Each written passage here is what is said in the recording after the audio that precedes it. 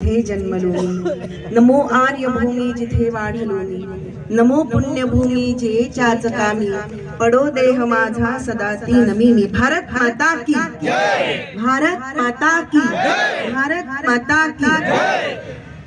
आपल्या सर्वांना माहिती आहे की आपलं ब्रीद काय आहे, आपलं वाक्य काय आहे. आम्ही सगळेजण कशासाठी जगतो. जन्मताच आपण एक गोष्ट घेऊन येतो आपल्या मनामध्ये, अंतःकरणामध्ये, कारण आपण ज्या धर्मामध्ये जन्माला आलो ते त्या धर्माचं ब्रीदच ते. आणि त्यावर जर आघात होत असतील तर आपण सर्वांनी शांत राहून मुख गिळून आ बैल मुझे मार असं जर म्हटलं तर ते शक्य होणार नाही. आपलं ब्रीद असं आहे, सर्वे भवन्तु सुखिनः, सर्वे सन्तु निरामया, सर्वे भद्राणि पश्यन्तु मा कश्चित् दुःख भाग भवेत्. या जगामध्ये कुणालाही दुःख होऊ नये, सगळे सुखी असावे, आरोग्य संपन्न असावे, सगळ्यांना सुख मिळावं, सगळ्यांना आनंद मिळावा आणि एके दिवशी त्या आनंदरूप भगवंतामध्ये आपण सर्वांनी विलीन व्हावं. हा एकमेव आम्हाला सांगणारा धर्म म्हणजे हिंदू धर्म आहे. आणि अशा सहिष्णू असणाऱ्या हिंदू धर्मावरती जर कोणी आघात केले, कुठाराघात केले तर आपण सगळ्यांनी मिळून एकजुटीने एकत्रित येऊन त्या धर्माचं रक्षण करणे हे आमचं कर्तव्य ठरतं. त्यासाठीच आपण इथे आज हा भव्य असा अन्यायाला वाचा फोडणारा मोर्चा काढलेला आहे. कारण कुठेतरी संघटित झाल्याशिवाय जे आघात करणारे आहेत त्यांच्यापर्यंत आपण पोहोचणार नाही. असं म्हणतात, धर्मो रक्षति रक्षितः. आपण जर धर्माचं रक्षण केलं तरच धर्म आपलं रक्षण करणार आहे. आपण जर धर्माचं रक्षण केलं नाही तर धर्म सुद्धा आपलं रक्षण करणार नाही, कारण प्रत्येकाचा धर्म ठरलेला आहे. कुणी कुणी या धर्मासाठी रक्षण केलेलं आहे, या धर्माचं रक्षण कोणी केलेलं आहे. समर्थ रामदास स्वामी म्हणतात की प्रत्येकाने एकच खुणगाट आपल्या मनामध्ये धरून ठेवावी, धर्माच्या करिता अमास जगती रामाने धाडी येले, ऐसे जाणूनी राम भक्ती करिता ऐश्वर्य हे लाभले. आता धर्म सख्या तुझ्या पुढतिहा नम्रत्वतेने असे, इच्छा हो जशी मानसी कशी करीतसे, हा देह तुझा असे. ईश्वराने दिलेला हा असा सुंदर नरदेह हा एखाद्या प्रेताला गिधाडाने टोचे मारावे याप्रमाणे जर आपण वागू लागलो, मी काय म्हणते ते लक्षात घेऊया आपण. एखाद्या गिधाडाने प्रेताला टोचे मारावे आणि त्याचं मांस भक्षण करावं, इतकं आम्ही निर्बल नाही आहोत, इतकं आम्ही अज्ञानी नाही आहोत, इतकं आम्ही सहनशील नाही आहोत. कारण सहन करण्याला सुद्धा एक परिसीमा आहे. आणि या परिसीमेला जागतिक पातळीवरती जर म्हणजे आमच्या धर्माला जागतिक पातळीवरती कुठेही जर का आघात होत असतील तर घराघरात जे कोणी धर्मनिष्ठ आहेत त्या धर्मनिष्ठांनी समोर येऊन त्याबद्दल संघर्ष करणे हे आमचं कर्तव्य आहे. आपल्याला माहिती, गुरु गोविंद सिंग, शिवाजी महाराज, झाशीची राणी, अनेकांनी या धर्माचं रक्षण केलंय. नवे प्रभू श्री रामांनी सांगितलेलं आहे, स्वतः त्यांनी स्वतःच्या धर्माचं किती पालन केलेलं आहे. ते म्हणतात की माझी मातृभूमी जननी जन्मभूमीच्या स्वर्गात अपि गरीयसी. आता इथे संचालन करताना म्हटले की हे प्रार्थना गुरुदेव से यह स्वर्ग सम संसार हो. हा संसार आम्ही कधीच असा विचार केलेला नाही या भारतीयांनी की या जगामध्ये अनागोंदी माजावी, अत्याचार माजावा. एक आपण कधीही कुणावरती शासन करताना स्वतःच्या बलाचा वापर केलेला नाहीये. आमचा धर्म आम्ही स्वतःहून कुणावरतीही लादत नाही. आम्ही कुणालाही जाऊन सांगत नाही की तुम्ही आमचा धर्म स्वीकारा. म्हणजे धर्मांतरण करण्यासाठी आम्ही कुणालाही प्रवृत्त केलेलं नाही आजवर. इतकं आम्ही शांत आणि स्वस्थ बसावं. आता मात्र ती वेळ पुन्हा एकदा आलेली आहे. जो संघर्ष 500 वर्षे चाललाय ज्या कामासाठी, आज आपण सुंदर असं वैभव बघितलं रामरायाचं, परंतु त्या रामरायांनी सांगितलेला धर्म, तो त्याचा जो धर्म आहे तो रक्षण करायचा असेल तर घराघरातला राम जागा व्हायला हवा, घराघरातला हनुमंत जागा व्हायला हवा, घराघरातला गुरु गोविंद सिंग जागृत व्हायला हवाय. आणि आम्ही जर का जागृत झालो नाही तर काय होणार, आपण याचं चित्र आपल्या उघड्या डोळ्यांनी बघतोय. जेव्हा सोरटी सोमनाथ किंवा मस्जिद ज्या ठिकाणी निर्माण झाली ते प्रभू श्रीरामचंद्राचं मंदिर पाडण्यात आलं असेल, तेव्हा त्या काळी तेव्हाच्या लोकांना काय वाटलं असेल. आता तर मीडिया आहे, त्या मीडियाच्या माध्यमातून आम्हाला जगामध्ये, बांगलादेशामध्ये काय चाललंय हे स्पष्टपणे दिसतंय. घराघरातल्या आया बहिणींना ओढून नेऊन त्यांच्यावरती बलात्कार केले जात आहेत, पुरुषांचे शिरच्छेद केले जात आहेत, मंदिरं तोडल्या जात आहेत, कितीतरी शेकडो मंदिरं तिथे हिंदूंची तोडल्या जात आहेत. म्हणजे या जगातला हिंदू नष्ट व्हावा यासाठी अधर्मी प्रयत्न करीत आहेत. आणि या अधर्म्यांना जर शिक्षा करायची असेल तर आपल्याला धर्मच आपलं रक्षण करणार आहे. आणि त्यासाठी आपण सज्ज व्हायला हवंय, कारण ही वेळ आपल्यावरती सुद्धा कधी येईल सांगता येत नाही. आपण हा मोर्चा का काढला, ती वेळ कधी येईल सांगता येत नाही यासाठी नाही, ती वेळ आमच्यावरती येऊच नये त्यासाठी आम्ही सावध असायला पाहिजे, साक्षेपी असायला पाहिजे. म्हणजे हातात नंग्या तलवारी घेऊन बाकीचे अधर्मी लोक रस्त्यावरती येतात तसं आम्हाला यायचं नाहीये. या मोर्चातनं एकच संदेश आहे की सगळ्यांनी एकजुटीने स्वसंरक्षणासाठी प्रयत्न करायचा आहे. तिथे जे काही अत्याचार होतात त्यासाठी आम्हाला सदिच्छा व्यक्त करायची आहे. एकत्रित येऊन आम्ही तुमच्या पाठीशी आहो आणि आमच्या देशातल्या शासनाने यावरती काहीतरी निर्णय घ्यावा आणि हिंदूंचं रक्षण करावं. शासन करणारे आपणच आहोत, आपणच स्वतः आहोत. प्रत्येक जीव हा शासन करता आहे स्वतःवरती, स्वतःच्या धर्माचं रक्षण करण्यासाठी. आम्हाला सर्वांना सज्ज राहावं लागेल. आम्हाला आमच्या धर्माचा जय मिळवायचा असेल.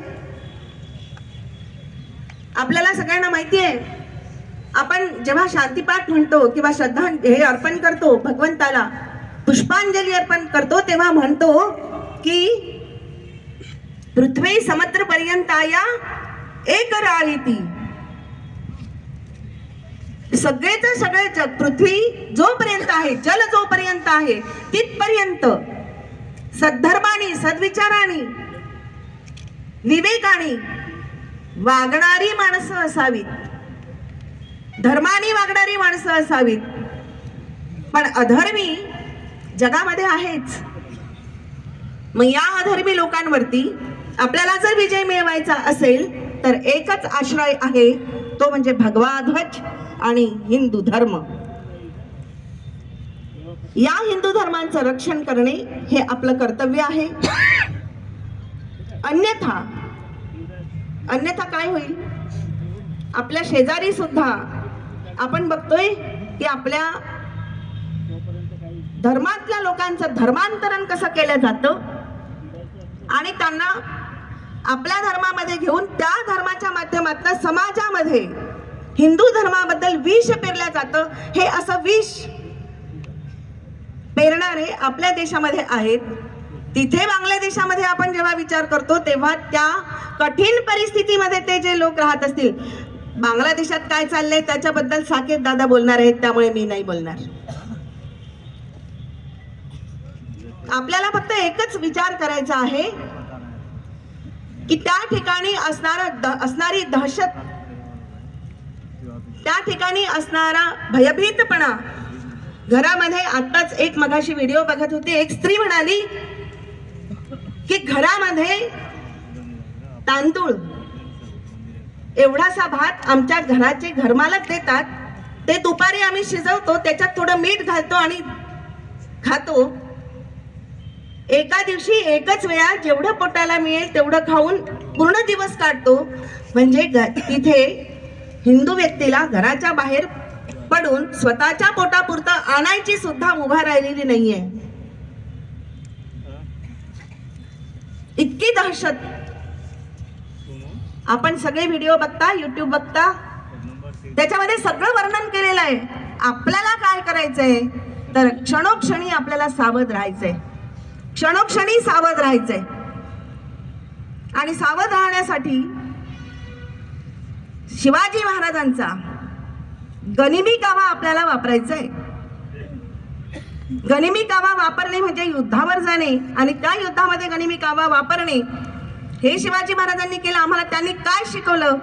या जगामध्ये धर्मरक्षण करणारा शिवरायांसारखा कोणी नाही. तर आम्ही सुद्धा शिवरायाची जर लेकरं आहोत तर आम्ही सुद्धा आमचं स्वतःचं रक्षण स्वतः करता यावं आणि इतरांना संघटित करून या जगामधला हिंदू धर्म जो आहे, जो आता लयाला पावलेला आहे. वंदनीय राष्ट्रसंत तुकडोजी महाराजांनी एका पदामध्ये म्हटलेलं आहे, धर्मलयाला जातो म्हणून रामकृष्ण हरी आला, अवघ्या जनतेशी बोला. रामकृष्ण हरी आला, त्यांनी अवतार घेतला. आता आपल्याला अवतार तो घेईल आणि मग अशा अधर्मींचा नाश करेल, याची वाट बघायची वेळ राहिलेली नाहीये. घराघरात आपल्याला राम आणि कृष्ण निर्माण करायचंय की जो धर्माचं रक्षण करेल.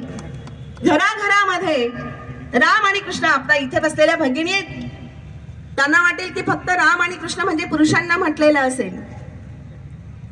असं नाही. तर रामाच्या मागे सीतामैया आहे, झाशीची राणी आहे, अहिल्याबाई होळकर आहे, अनेक विदुषी आहेत की ज्यांनी आपल्या धर्माच्या रक्षणासाठी कार्य केलेलं आहे. किती जणांची नावं घ्यायची? मला फक्त 10 मिनिटं दिलेली आहेत. त्या 10 मिनिटांमध्ये जे वक्तव्य आहे तेवढंच वक्तव्य करू शकते. फक्त एकच सांगू शकते की आपण सर्वांनी एकजूट होऊन या हिंदू धर्माची पताका, हा हिंदू धर्म संघटित, सुसंबद्ध आणि केवळ आपल्या धर्मासाठी, आपला देह झिजवण्यासाठीच ईश्वराने आपल्याला इथे पाठवलेला आहे. याचा विचार करून कायम आपण अशीच रोज पावलं टाकूया. आपल्याला कावळा माहिती आहे सगळ्यांना. तो कावळा काय करतो? झाडावर बसतो आणि सगळ्या परिस्थितीचं निरीक्षण करत असतो कायम. म्हणून त्याला असं म्हटलेले काकचेष्टा. आपण जे आहोत त्या सर्वांनी आपल्यामध्ये काकचेष्टा ठेवाव्या. आपण किती अगदी म्हणजे लक्षच देत नाही समाजामध्ये काय चाललेलं आहे ते. बिनधास्त आहोत अगदी. समाजामध्ये काय चाललेलं आहे याचा विचार करण्याची गरज आज आम्हाला आलेली आहे. आणि त्यासाठी हिंदूंचं संघटन गरजेचं आहे. आणि ते संघटन करणं, या जगाला दाखवून द्यायचंय आपल्याला की हिंदू हा संघटित आहे. तो जगाच्या पाठीवरला कुठलाही असू दे, खेड्यातला असू दे, भारतातला असू दे की बांगलादेशातला असू दे की पाकिस्तानातला सुद्धा असू दे, आम्ही त्यांच्या पाठीशी आहोत.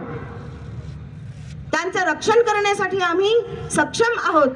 आणि पुढे कुठल्याही देशातल्या हिंदूंवरती ही वेळ येऊ नये यासाठी आम्ही सर्वांनी सावध राहणं गरजेचं आहे. त्यासाठी या धर्माचं रक्षण करणं आम्हा सर्वांची जबाबदारी आहे. ती आपण सर्वांनी इथे येऊन संघटित होऊन दाखवून दिलेली आहे. असे आणखी परत बघा, आणखी लोक आहेत, त्यांनाही आपण संघटित करूया. कारण ज्या धर्माचं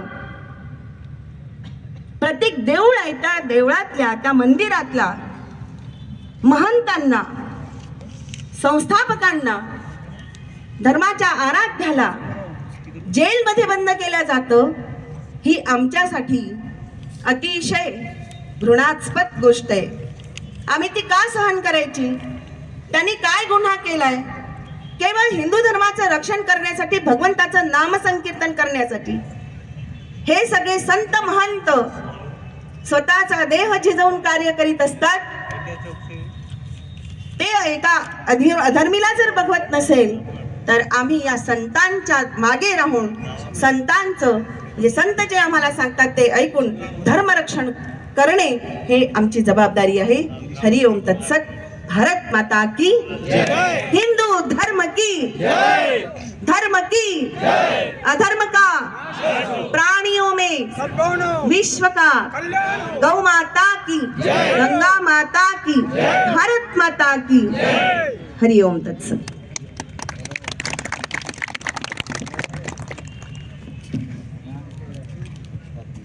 धन्यवाद ताई। आपल्या सर्व समस्यांचं उत्तर हे आपलं संघटन आहे। आपल्या